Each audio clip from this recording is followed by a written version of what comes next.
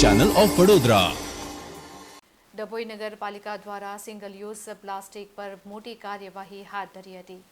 ડભોઈ શહેરની જાહેર જનતાને તેમજ હોલસેલ તથા રિટેલર અને છૂટક ધંધો કરતા વેપારીઓને ડભોઈ નગરપાલિકાના ચીફ ઓફિસર દ્વારા તાજેતરમાં જાહેર જોગ સૂચનાથી જાણ કરવામાં આવી હતી। નગરજનો તથા વેપારીઓ દ્વારા સિંગલ યુઝ પ્લાસ્ટિકનો ઉપયોગ કરવામાં આવી રહ્યો છે, તેના લીધે પર્યાવરણ પર ગંભીર અસર જોવા મળી રહી છે અને સ્વાસ્થ્ય પર પણ અસર વર્તાઈ રહી છે, જેથી સરકાર દ્વારા આવા પ્લાસ્ટિક ઉત્પાદનોને પ્રતિબંધિત જાહેર કરવામાં આવ્યા છે, જે સિંગલ યુઝ પ્લાસ્ટિક તેમજ બલ્ક વેસ્ટનો ઉપયોગ તાત્કાલિક બંધ કરવા જણાવવામાં આવ્યું હતું। ત્યારે નગરપાલિકાના કર્મચારીઓ અધિકારીઓ દ્વારા ગાયત્રી સોસાયટીમાંથી અંદાજે 400 કિલો ચા અને પાણીના કપ સિંગલ યુઝ પ્લાસ્ટિક આશરે ₹1 લાખનો મુદ્દામાલ જપ્ત કર્યો હતો। સરકાર દ્વારા ભારતમાં સિંગલ યુઝ પ્લાસ્ટિક પર પ્રતિબંધ મૂકવામાં આવ્યો છે, જેનો કડક અમલ ડભોઈ નગરપાલિકા દ્વારા કરવામાં આવ્યો હતો।